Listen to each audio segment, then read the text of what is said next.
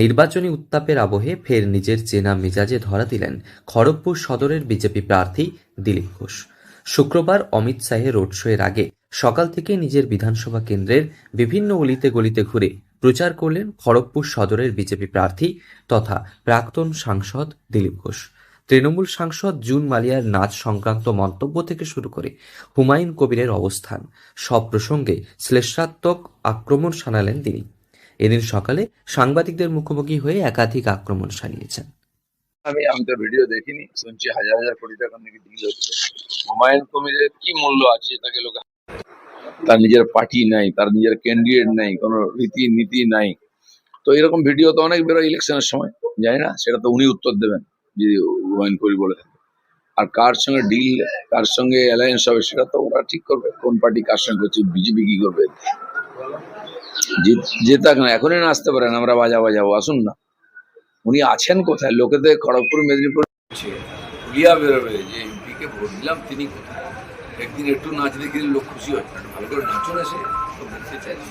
দাদা, দিলীপ ঘোষের কি পপুলারিটি সেইভাবে আছে যার ফলে কি দিল্লি থেকে নেতা মন্ত্রীদের নিয়ে এসে প্রচার করাতে হচ্ছে?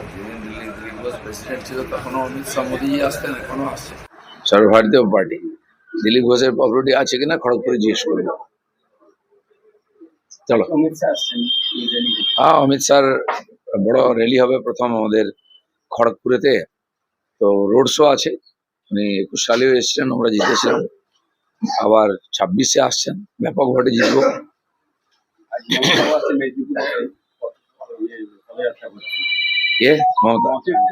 মমতা ব্যানার্জি আগে বলতেন আমি একাই ক্যান্ডিডেট 294টায়, এখন 294টা ওনাকে পদযাত্রা করতে হবে, তারপরেও জিততে পারবেন না।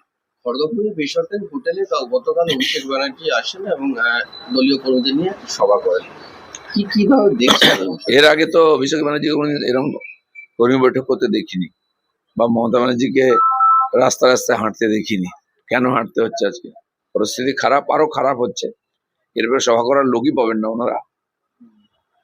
এমন কোন বক্তব্যের সাথে নিজেদের যুক্ত করতে পারে না যেখানে মুসলমানদের মর্যাদা বা অপূর্ণতা নিয়ে প্রশ্ন তোলা হয়। আজ থেকেই আমি হুমায়ুন কবিরের দলের সাথে তাদের জোট প্রত্যাহার করে নিয়েছি। ওটা ওদের ব্যাপার, কে কার সঙ্গে জোট করে আমরা কি করে বলবো। সব মিলিয়ে ভোটের লড়াইয়ে নামার আগে আক্রমণ আর আত্মবিশ্বাসের মিশেলে বিরোধীদের কড়া বার্তা দিলেন দিলীপ ঘোষ। পশ্চিম মেদিনীপুর থেকে রঞ্জন চন্দ্রের রিপোর্ট, লোকাল 18 বাংলা।